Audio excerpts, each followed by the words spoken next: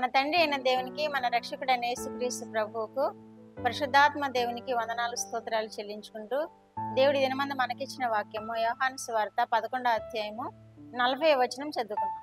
నీవు నమ్మిన యెడల దేవుని మహిమ చూతువని నేను నీతో చెప్పలేదా అని ఆమెతో అనెను. దేవుడి వాక్యం ద్వారా మనల్ని దీవించుగాక. ఇక్కడ ఈ సందర్భము మార్తతో మాట్లాడుతున్నారు. ఈ మాట మార్త అంటుంది, అయ్యా ప్రభా, అతను చనిపోయి 4 దినాలు అయింది, వాసన వచ్చేస్తుంది, కుళ్ళిపోయి ఉంటాడు, కంపు కొట్టేస్తుందని యేసు ప్రభు వారికి సలహా ఇస్తుంది. ఈమె పూర్తిగా నమ్మితే ఆ సలహా ఇచ్చేది కాదు. దేవుడు నువ్వు నమ్మిన యెడల నీ తమ్ముడు లేస్తాడు అని ముందుగానే ఈమెతో మాట్లాడాడు దేవుడు. మళ్ళీ అదే మాట అంటున్నాడు. సమాధి దగ్గరికి వచ్చి యేసు ప్రభు వారు ఆ రాయి తొలగించండి అని ప్రక్కనున్న వారికి తెలియజేసినప్పుడు ఈమె అంటుంది ఈ మాట, ప్రభువా, అతను చనిపోయి 4 దినాలు అయింది, వాసన వచ్చేస్తుంది అని సలహా ఇస్తుంది ప్రభుకి. అప్పుడు అంటున్నాడు ఈ మాట, నీవు నమ్మిన యెడల దేవుని మహిమ చూతువు అని నేను నీతో చెప్పలేదా అని అంటున్నాడు. నమ్మితే దేవుని మహిమ చూస్తామని ఆమె నమ్మలేదు. ఇప్పుడు కూడా చాలా మంది నమ్మకుండా ఉన్నారు.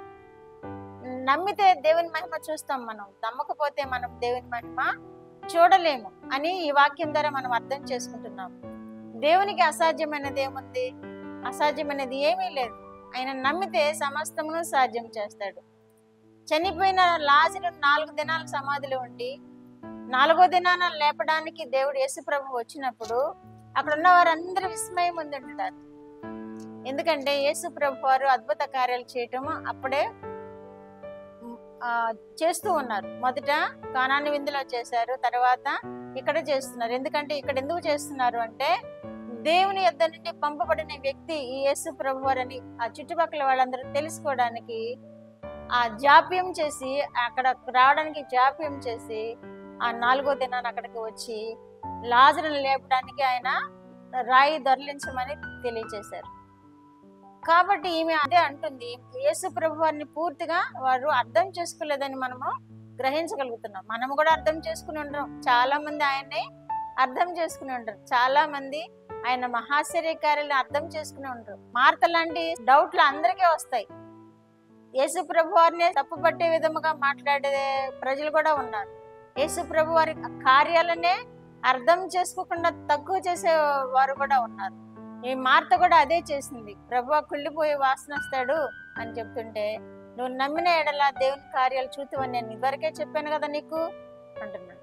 నేను నీకు చెప్పలేదా అంటున్నాడు. కాబట్టి నమ్మిన వారిని దేవుడు తప్పక ఆశీర్వదిస్తాడు. నమ్మకపోతే మనం ఏమి పనులు ఆయన కృపలు జరిగించుకోలేము.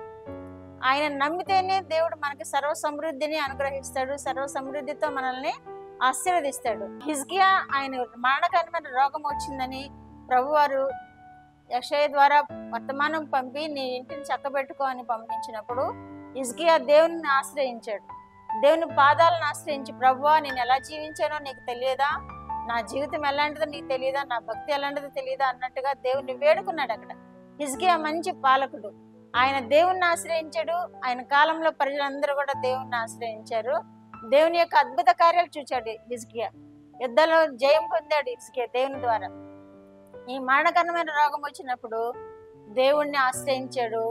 ఆయన ఆయుష్ను పొడిగింప చేసుకున్నాడు దేవుని కృప చేత. నమ్మాడు, దేవుడు ఏదైనా చేయగలుగుతాడు అని నమ్మాడు. దేవుడు తప్పకుండా నన్ను బాగు చేస్తాడు, నాకు ఆయుష్నిస్తాడని నమ్మాడు. దేవుని వేడుకున్నాడు. మళ్ళా యెషయాను పంపించి ఆయనకి నీకు 15 సంవత్సరాలు ఆయుష్ ఇస్తున్నానని చెప్పి ఆ పుండుకి కట్టడానికి కూడా ఆయన సలహా ఇచ్చినట్లుగా మనం చూస్తున్నాం. అలాగే రక్తస్రావపు స్త్రీ కూడా నమ్మింది.